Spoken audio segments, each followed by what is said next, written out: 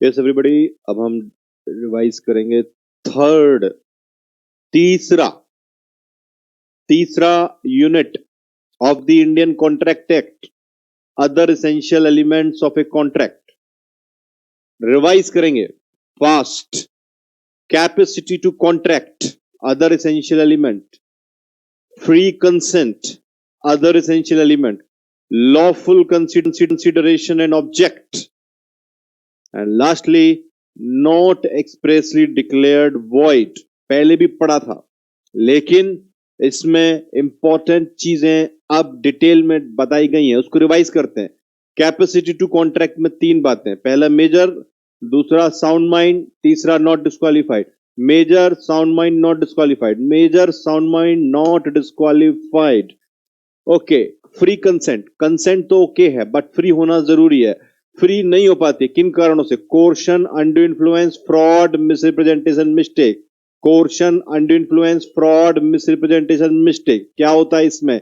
ये इसमें रिवाइज करना। उसके बाद कंसीडरेशन ऑब्जेक्ट का लॉफुल होना और उस लिस्ट में ना होना जिसमें आपके कॉन्ट्रैक्ट एक्ट ही कह रहा है कि ये तो वॉइड है, expressly specifically declared as void. ये 4 चीजें जो अभी हमने पढ़ी, ये सेक्शन नंबर 10 में है। Competent to contract, free consent, lawful consideration, lawful object and not declared expressly by the law to be void.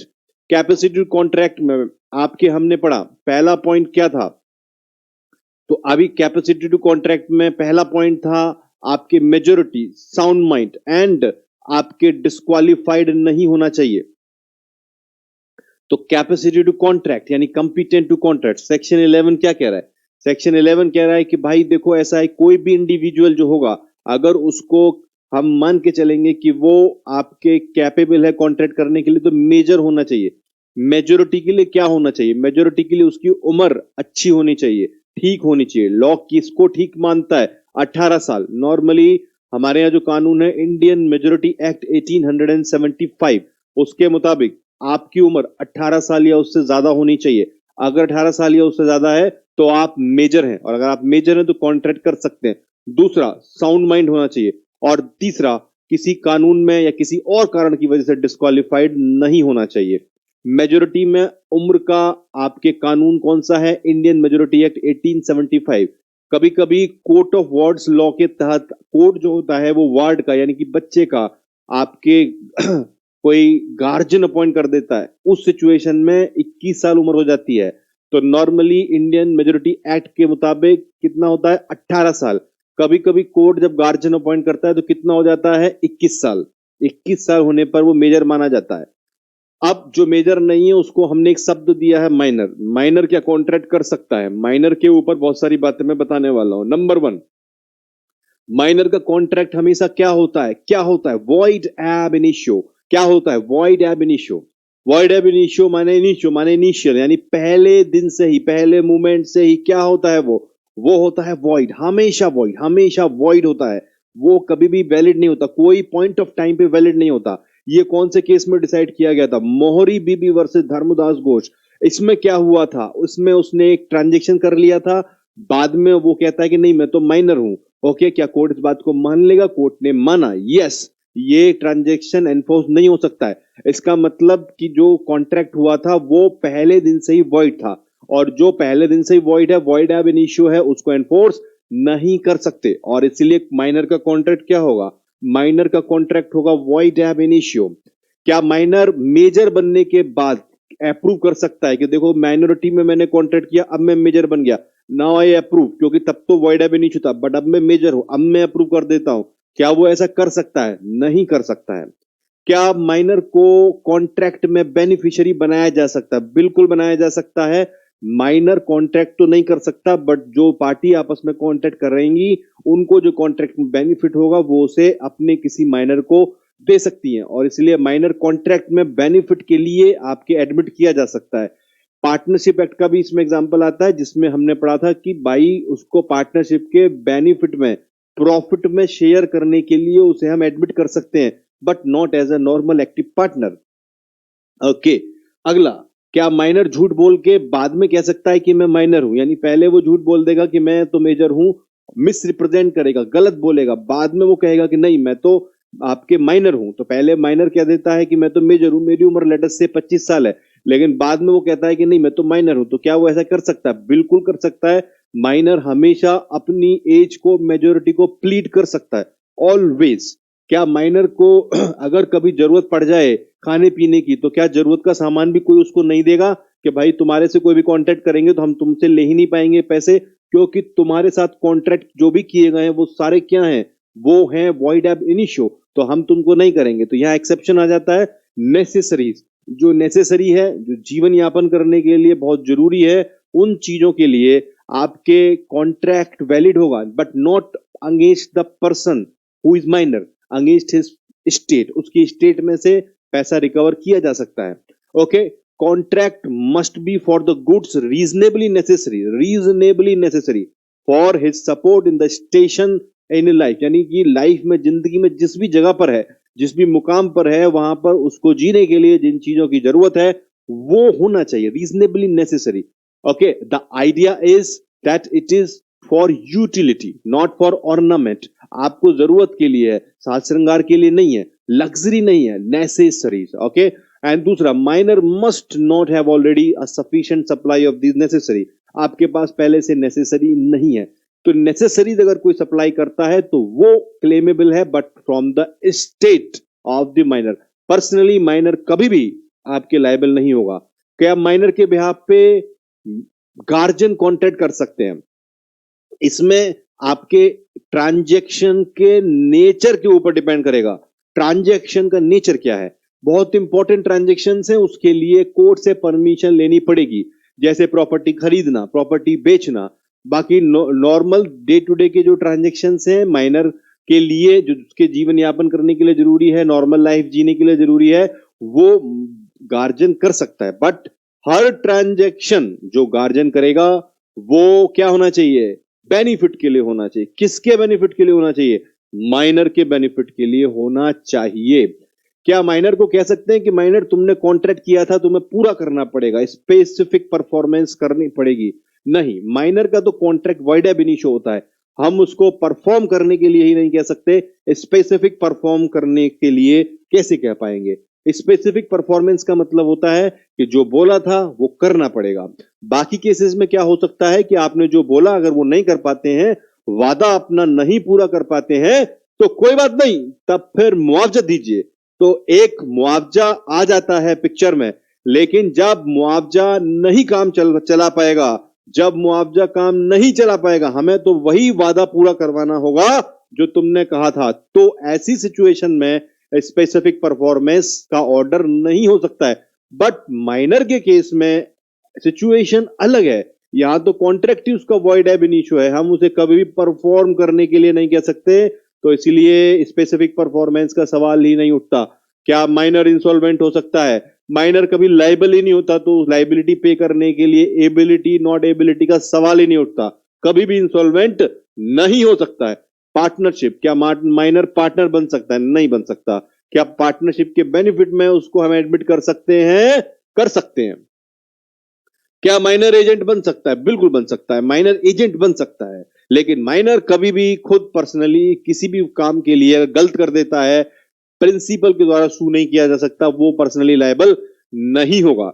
Minor can not bind the parent और गार्जियन, माइनर आपके प्राइमा फेसी कहें तो वो अपने guardian के नाम से जितने मर्जी ट्रांजैक्शन करना चाहे नहीं कर सकता है।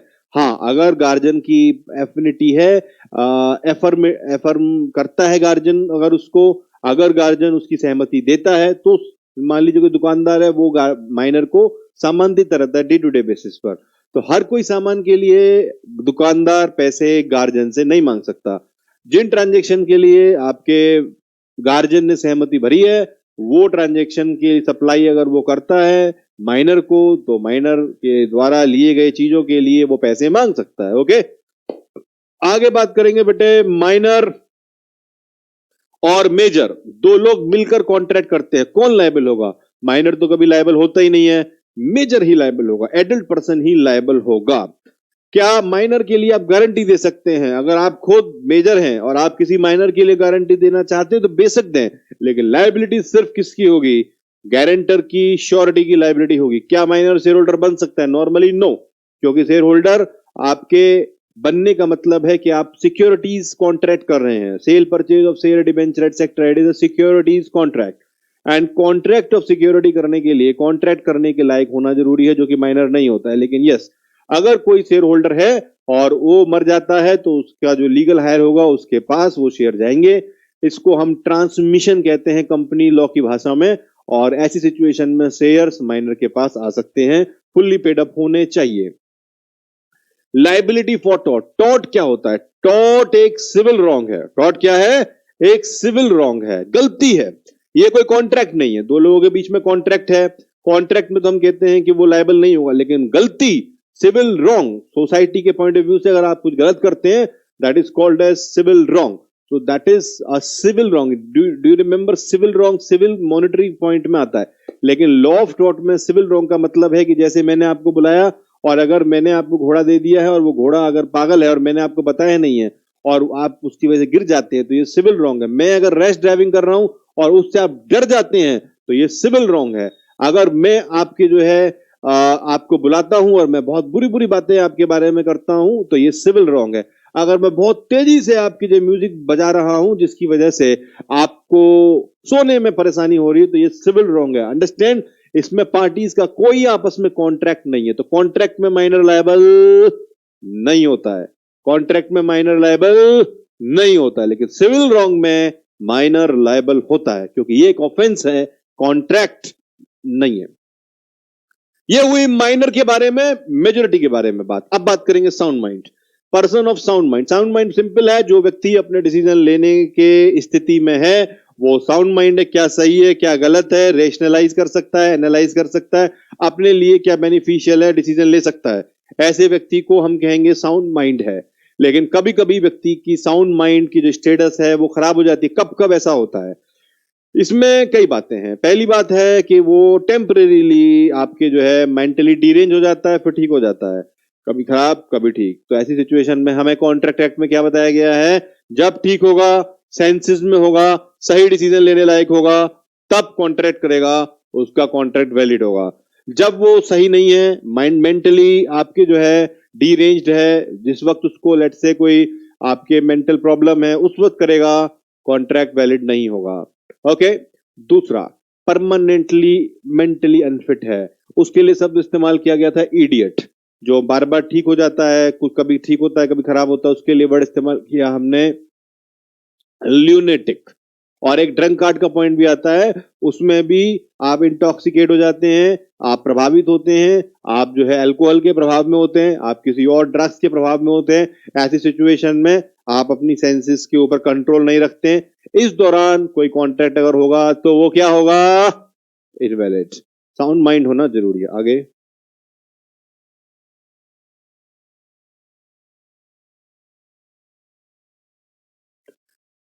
थर्ड पॉइंट था इसमें डिस्क्वालिफाइड पर्सन। क्या आप डिस्क्वालिफाइड पर्सन है? मैं एग्जांपल दे देता हूं, आप खुद समझ जाएंगे। जैसे कि एलियन एनिमी, एलियन एनिमी या एलियन एनिमी, यानी कि जिसके देश के साथ, जिस देश के साथ हमारी कोई दुश्मनी है, हमारा जो है उसके साथ किसी प्रकार का कोई युद्ध चल रहा है, वॉर चल रहा है, तो वहां के लोगों के साथ कॉन्ट्रैक्ट नहीं कर सकते। Alien enemy.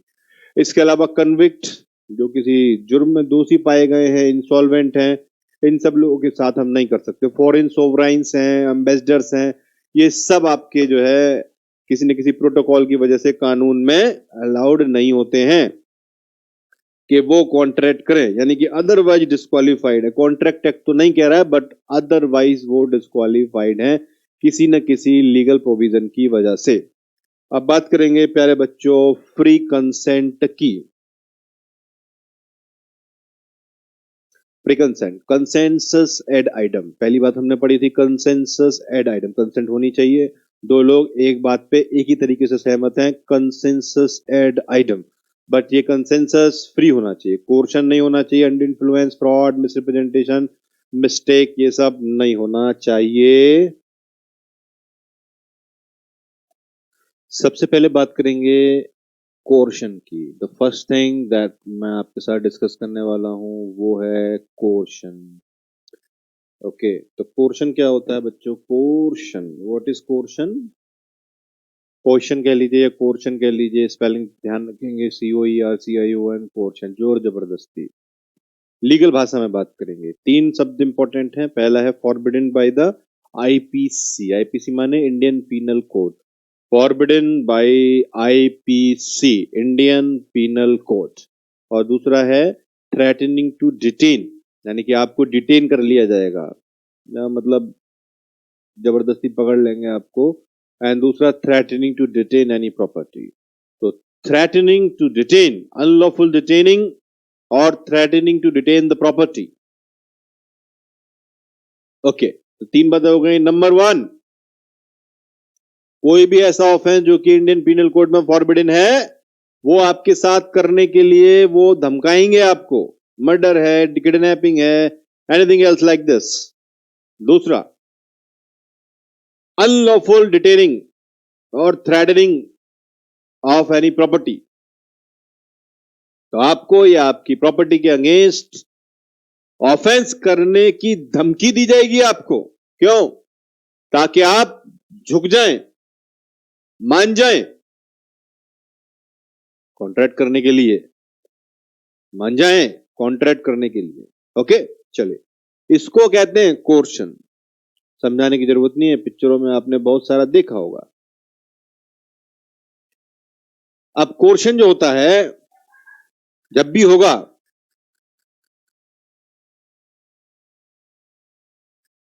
कोर्शन जो होता है, और कोर्शन जब भी होगा तो उसका क्या फर्क पड़ेगा?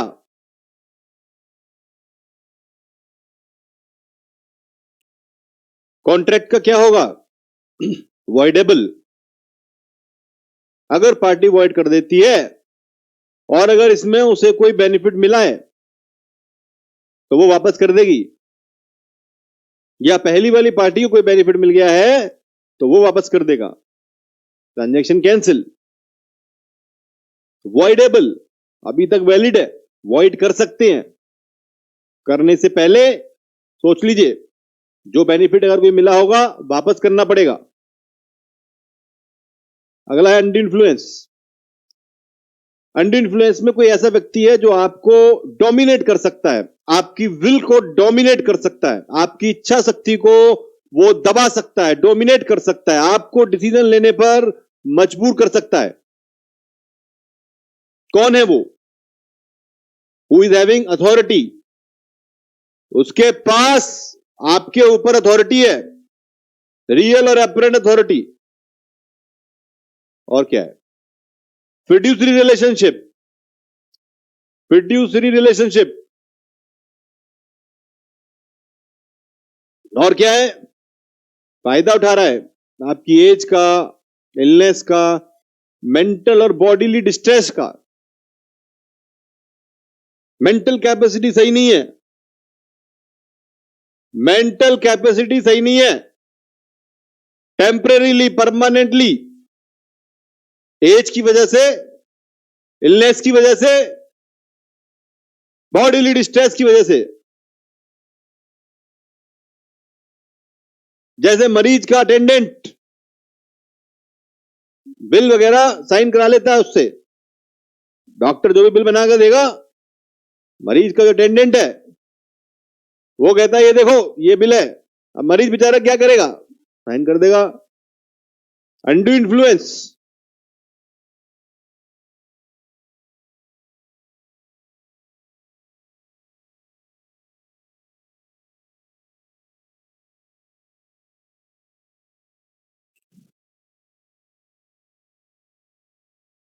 चार चीजें ध्यान रखेंगे। Real and apparent authority. कौन है ये? मास्टर है, सर्वेंट है, डॉक्टर है, पेशेंट है, ऐसे एग्जाम्पल दिए गए, याद आ गए होंगे तुरंत। फिड्यूसरी रिलेशनशिप, इसमें कौन है? Husband wife, creditor debtor, solicitors. Okay, सलाह देने वाले, आपके बेनिफिट के लिए काम करने वाले। जैसे कंपनी लॉ में पढ़ा था डायरेक्टर फिड्यूसरी पोजीशन में, ऐसे आपके लिए कौन है?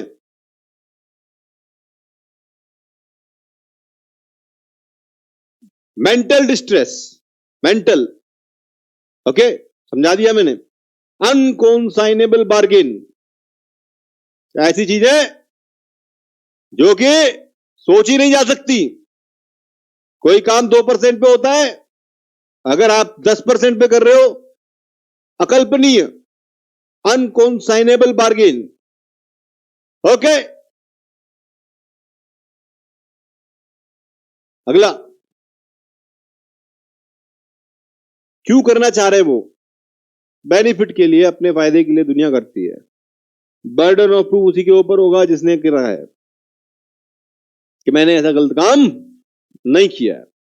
कॉन्ट्रैक्ट एक्ट के मुताबिक बात करेंगे तो अथॉरिटी है ऐसे कॉन्ट्रैक्ट को खत्म करने की। एक बार फिर से, voidable. This kind of contract are voidable, voidable होते हैं।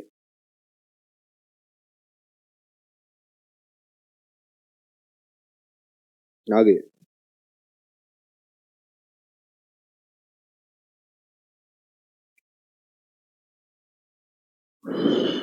आगे क्या दिया गया है? फ्रॉड। फ्रॉड क्या है? फ्रॉड में ऐसा कहा जाएगा जो नहीं है, जानबूझकर, ताकि आप फंस जाएं।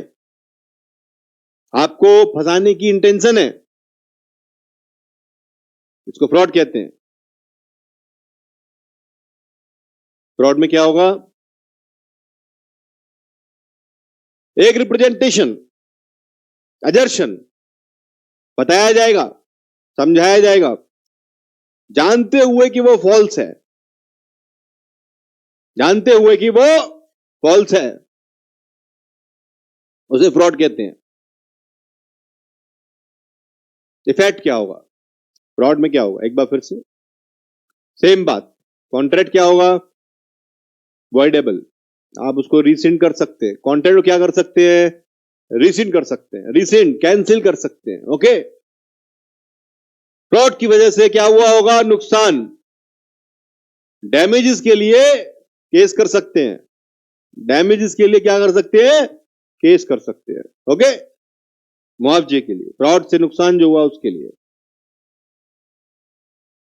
चुप्पी के ऊपर सवाल आता है। चुप्पी, चुप रहना, साइलेंट। जो हो रहा है गलत होने दो। क्या साइलेंस फ्रॉड है? आंसर इज नॉर्मली नहीं होता है। नॉर्मली फ्रॉड नहीं होता है, पर जब साइलेंस फ्रॉड होता है, कब होता है ऐसा?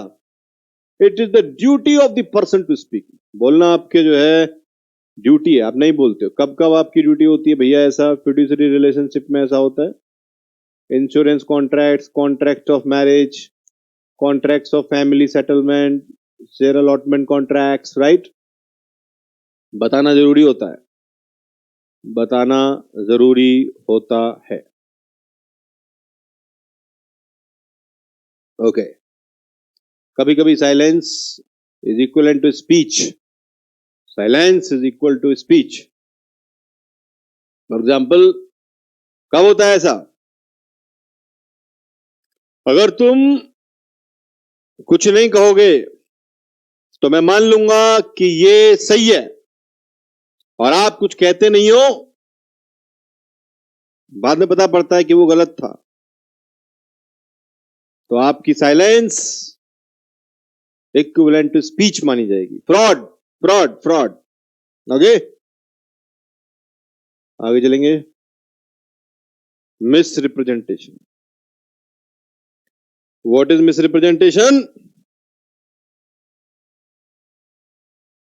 Section number 18, misrepresentation.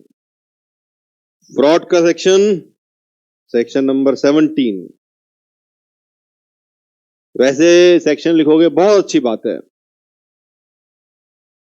पर गलत मत लिखना। जो लिखना सही लिखना, गलत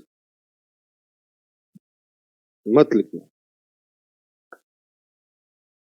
मिसरिप्रेजेंटेशन, क्या मिसरिप्रेजेंटेशन है? इसमें बताया जाएगा गलत, पर सही समझते हुए। मुझे लगता है सही है, पर असल में वो गलत है। This is called as misrepresentation. हम बोलते हैं गलती से गलती, मिसरिप्रेजेंटेशन। रिवीजन में थोड़ा बहुत ही जल्दी से सब कुछ रिवाइज करने के लिए हिंट देते हैं, बाकी डिटेल में आपने ऑलरेडी पढ़ा होगा।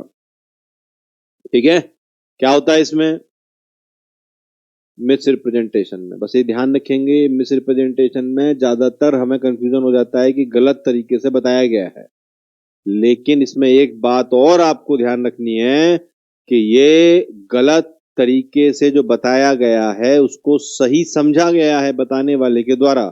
यानी कि मुझे नहीं पता कि गड़बड़ है, बट मैं कहता हूं सही है, ये सोचते हुए सही है, आपको समझा रहा हूं सही है, बट वो गलत है, मुझे भी नहीं पता कि वो गलत है, तो मैं तो सही समझ रहा हूं ना। This is called as miss representation.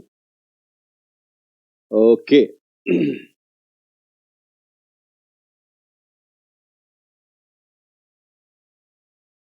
हर तरीके से जब भी आपके कंसेंट नहीं है उसमें फ्री कंसेंट होना जरूरी है। कॉन्ट्रैक्ट वॉइडेबल हो जाएगा, कॉन्ट्रैक्ट वॉइडेबल होगा, उससे आप रिसिंड कर सकते हैं, कैंसिल कर सकते हैं, बस इतनी छोटी सी बात है, इसको ध्यान रखेंगे।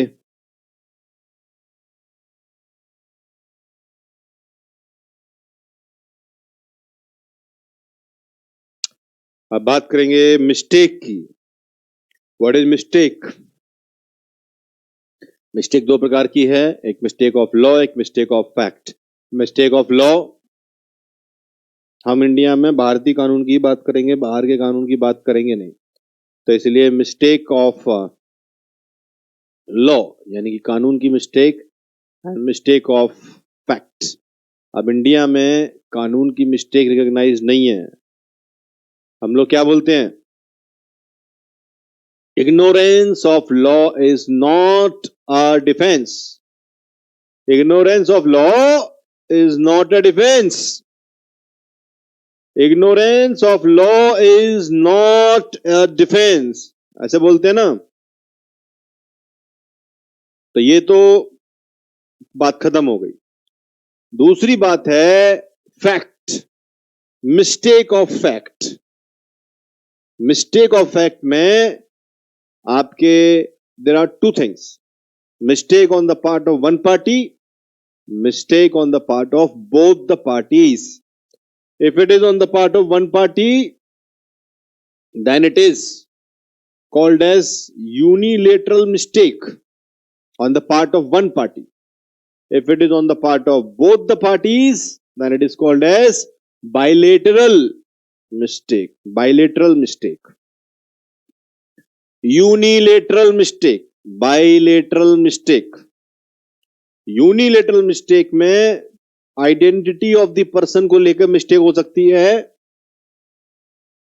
डॉक्यूमेंट के करेक्टर के यानी कि उसके नेचर को लेकर मिस्टेक हो सकती है। Bilateral mistake, mistake subject matter की क्वालिटी, एग्जिस्टेंस, आइडेंटिटी, उसका टाइटल, उसका प्राइस और उसकी क्वांटिटी को लेकर मिस्टेक हो सकती है दोनों पार्टी को। ओके, तो ये मिस्टेक के बारे में हमने पढ़ा है। मिस्टेक ऑफ लॉ नहीं होता है, कोई कंसेप्ट नहीं है हमारे यहां पे, कानून सबके लिए बराबर है। लॉ अगर आपको नहीं भी पता है तो भी पता है, यही माना जाता है। Ignorance of law is not a defence. Legality of object and consideration. प्यारे बच्चों, legality of object and consideration, आपका ऑब्जेक्ट लीगल होना चाहिए, कंसीडरेशन लीगल होना चाहिए। कब ऐसा होगा कि ये लीगल लॉफुल नहीं है? पहले बात, अगर आप कोई ऐसा काम कर रहे हैं जो कि लॉ में फॉरबिडन है, फॉरबिडन माने मना है, फॉरबिडन है, तो आप गलत कर रहे हैं, ये अनलॉफुल है। अगर आप कोई ऐसा काम कर रहे हैं जिसका ऐसा असर है that it defeats the provision of the law, कानून को बनाने का जो पर्पस है उसको ही ये डिफीट कर देता है। वाह वाह, क्या बनाया, कोई रूल को डिफीट कर देता है। Consideration involves injury to the person और property of a person, unlawful है। अगर कंसिडरेशन इमोरल है, मोरल नहीं है, इमोरल है, अगर consideration opposed to public policy है, पब्लिक पॉलिसी के अगेंस्ट है, लॉफुल कंसिडरेशन नहीं माना जाएगा, लॉफुल ऑब्जेक्ट नहीं माना जाएगा अगर ये पब्लिक पॉलिसी के अगेंस्ट है। किसी भी देश की पब्लिक के लिए जो पॉलिसी बनाई जाती है उसे पब्लिक पॉलिसी कहते हैं। अभी के लिए इतना ही है बस। कब पब्लिक पॉलिसी के अगेंस्ट माना जाएगा? पहला है ट्रेडिंग विद एनिमी, दुश्मन देश के साथ कॉन्ट्रैक्ट करेंगे, trading with enemy, public policy के अगेंस्ट है।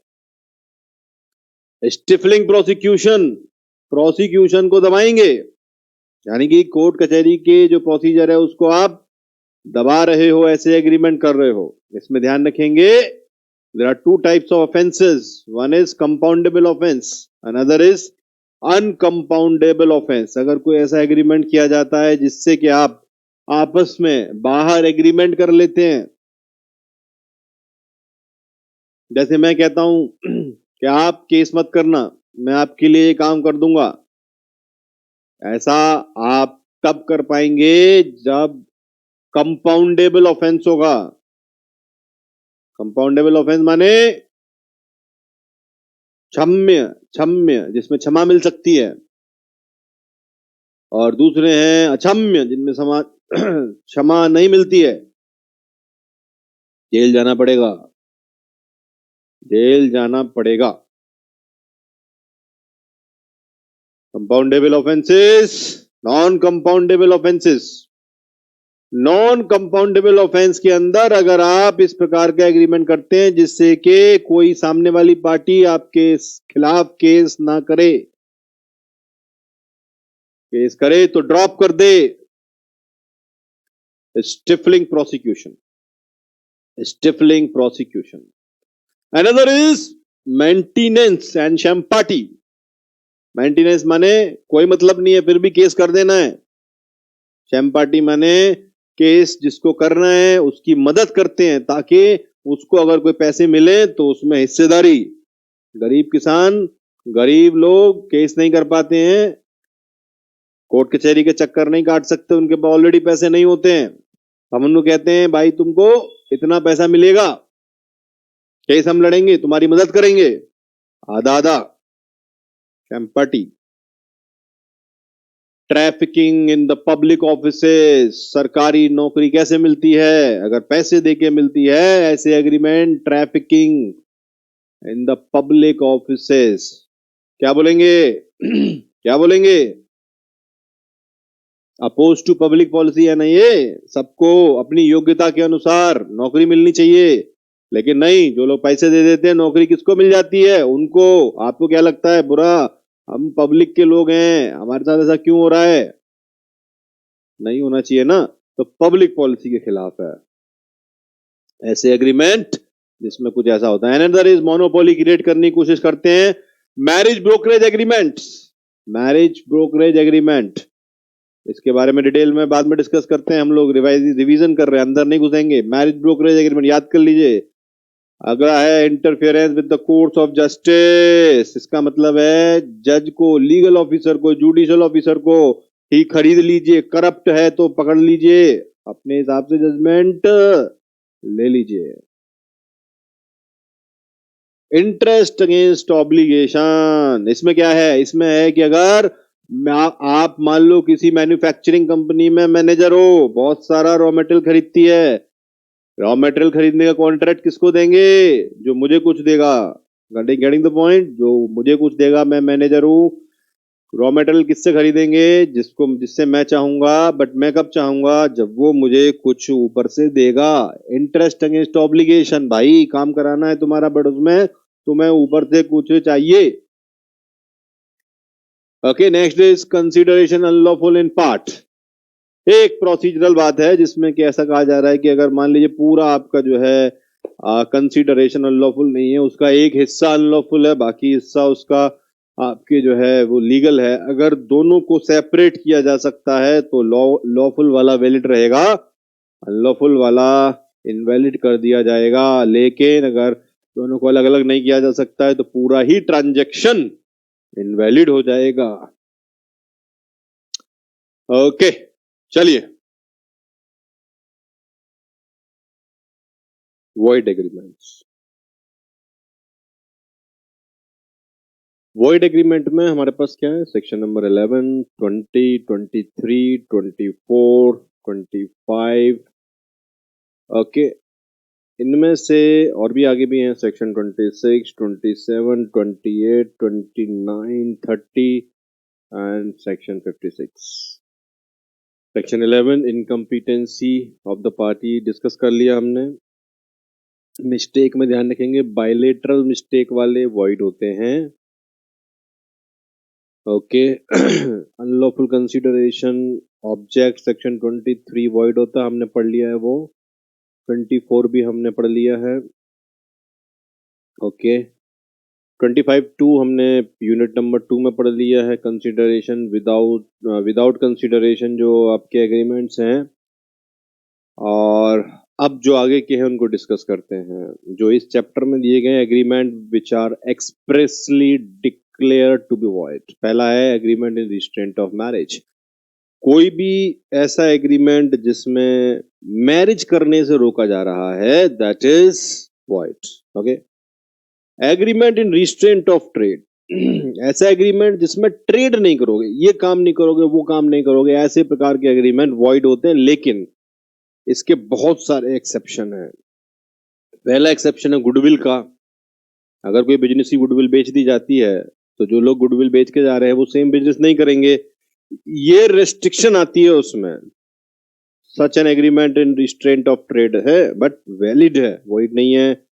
पार्टनरशिप एक्ट में आउटगोइंग पार्टनर जब जाता है तो वहां उसके ऊपर भी रेस्ट्रिक्शन लगाई जा सकती है, as per agreement between the partners, as per agreement. जो पार्टनरशिप एग्रीमेंट, ऐसे ही एलएलपी एक्ट में भी रेस्ट्रिक्शन लगाई जा सकती है। इसके अलावा ट्रेड कॉम्बिनेशंस आपस में कर सकते हैं, इसके साथ डील करेंगे, उसके साथ नहीं करेंगे, ऐसा कर सकते हैं। सर्विस एग्रीमेंट में जो एम्प्लॉई है उसके ऊपर कंपनी रेस्ट्रिक्शन लगा सकती है, जैसे कि अगर आप बड़ी टेक्निकल नॉलेज या टेक्निकल एस्पेक्ट वाले एम्प्लॉई हैं, और अगर आप कंपनी की जो नो हाउ है उसको उसको जानते हैं, सेम बिजनेस आप ना कर लें, इसके लिए रेस्ट्रिक्शन लगाई जा सकती है, वैलिड होते हैं। एंड सोल और exclusive dealing agreement and franchisee, ये बड़ा ही आसान है। इसमें आप देखते हैं कि जब भी आप किसी शोरूम में जाते हैं, एक्सक्लूसिव शोरूम में, जैसे कि कोई कंप्यूटर एलएलपी है, उसके एलएलपी नहीं सॉरी, किसी भी कंप्यूटर या लैपटॉप के शोरूम में आप जाते हैं, लेट्स से डेल के शोरूम में आप गए, तो वहां पर क्या मिलेगा? सिर्फ और सिर्फ डेल कंपनी के प्रोडक्ट आपको मिलेंगे, बाकी कंपनीज के नहीं मिलेंगे। माने दुकानदार के साथ कंपनी का एक्सक्लूसिव एग्रीमेंट है, और ये इस बात को भी आगे बढ़ाता है कि वो दूसरों के प्रोडक्ट नहीं बेचेगा। तो agreement in restraint of trade हुआ, बट फिर भी वैलिड है। तो कुछ एक्सेप्शंस हैं, मैंने आपको समझा दिए। Sale of goodwill, partnership act, चाहे इंडियन पार्टनरशिप एक्ट है, चाहे आपके जो है लिमिटेड लाइबिलिटी पार्टनरशिप एक्ट है, trade combination, service contract, service agreement employ के जो होते हैं, and exclusive supply, exclusive dealing agreement, franchisee agreement, ये सब एक्सेप्शंस हैं।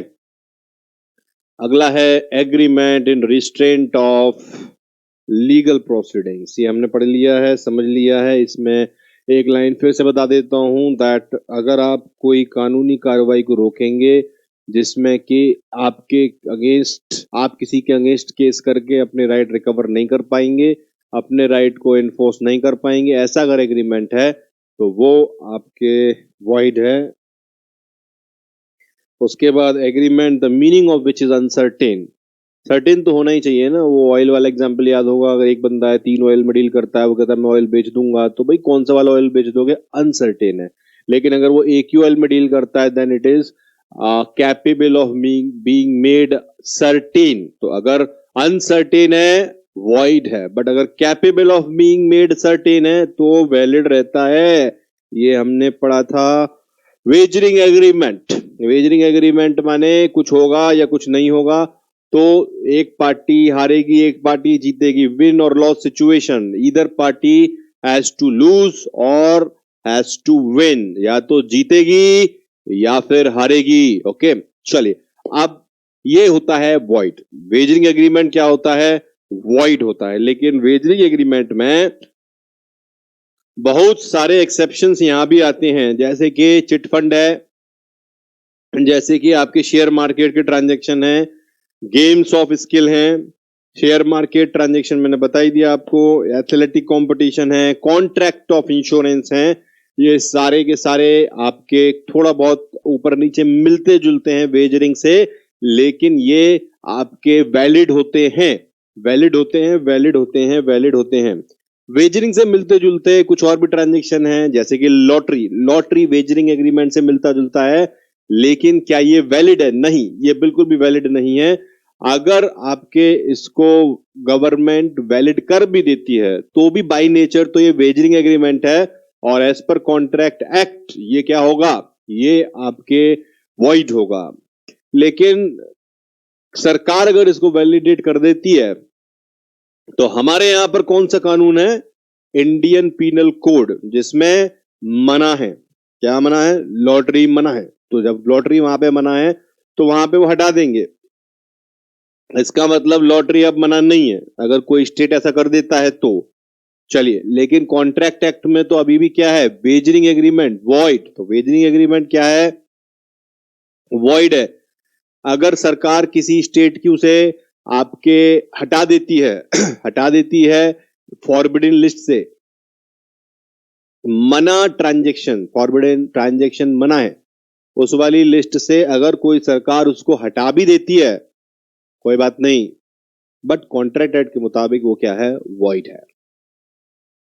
बट फिर भी ध्यान रखेंगे, आपके स्टडी मटेरियल में कुछ वैल्यूज भी दी गई हैं।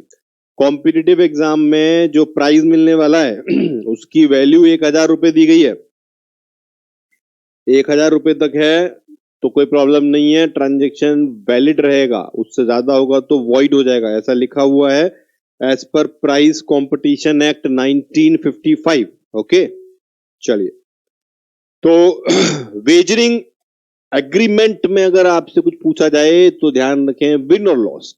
अब इंश्योरेंस कॉन्ट्रैक्ट में क्या है, विन और लॉस, वहां पर लॉस और विन की बात नहीं है, ईदर पार्टी हैज टू। ये बात ठीक है कि अगर आपके क्लेम अराइज नहीं होगा तो इंश्योरेंस कंपनी को सारा प्रीमियम अमाउंट मिल चुका है, वो उसकी इनकम है। लेकिन अगर क्लेम अराइज होगा तो पार्टी को पैसा मिलेगा, तो एक पार्टी को पैसा मिल सकता है इसमें।